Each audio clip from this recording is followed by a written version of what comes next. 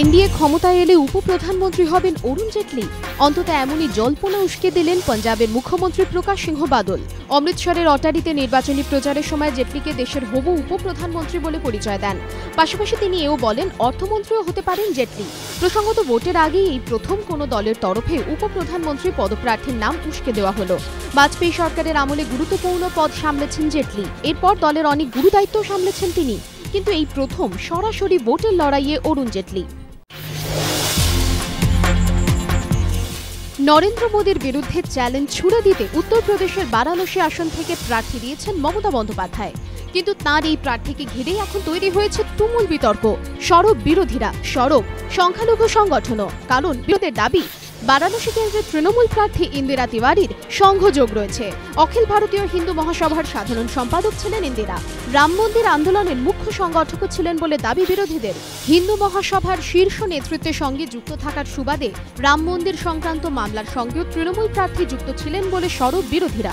আর বারাণসীর তৃণমূল প্রার্থীর সংঘ পরিবারের যোগাযোগের বিষয়টি নিয়েই মমতা বন্দ্যোপাধ্যায়কে খোঁচা দিচ্ছেন বিরোধীরা। শাড়িতে ছাড় চাই তাহলে ভোট দেয়া চাই। সর্ষের তেল থেকে সোনার গয়না, মুদির দোকান থেকে শপিং মল, ভোট দিয়ে আপনার পছন্দের প্রার্থীকে জেতাতে পারুন না পারুন, এবারে ভোট দিলেই আপনার পকেট হাসবে। ভোটারদের বুথমুখী করতে অভিনব উদ্যোগ বর্ধমান জেলা নির্বাচন আধিকারিকের দফতরে। কমিশনের নির্দিষ্ট বিভিন্ন দোকান, শপিং মল থেকে পাওয়া যাবে 2 থেকে 10% ছাড়। দুভাগে এই ছাড় পাবেন বর্ধমানের ভোটাররা। ভোটের আগে সচিত্র পরিচয়পত্র দেখিয়ে, ভোটের পরে আঙুলে কালি দেখিয়ে। বর্ধমানে 2 দফায় ভোট, 30 এপ্রিল ও 7 মে। 26 মার্চ থেকে এই ছাড় পাওয়া যাবে। প্রথম দিন ছাড় মিলবে দুর্গাপুরের একটি শপিং মলে, সচিত্র পরিচয়পত্র দেখিয়ে। বিভিন্ন শপিং মল ও দোকানের মালিকদের সঙ্গে যৌথভাবে এই নয়া উদ্যোগের কথা প্রচার করছে কমিশনের জেলা নির্বাচনী আধিকারিকরা। জেলা নির্বাচন আধিকারিকের এমন উদ্যোগে খুশি বর্ধমানের ভোটাররা।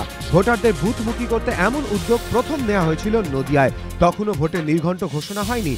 তার আগে সচিত্র পরিচয়পত্র দেখিয়ে 2 থেকে 10% ছাড় পেয়েছিলেন নদিয়া ভোটাররা।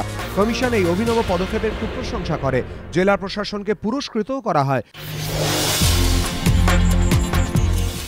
দীর্ঘদিন রানের খরা, টিম ইন্ডিয়ায় তার জায়গা পাওয়া নিয়ে প্রশ্ন তুলেছিলেন অনেকেই। কিন্তু বোধহয় অন্যরকম ভেবেছিলেন সুরেশ রায়না।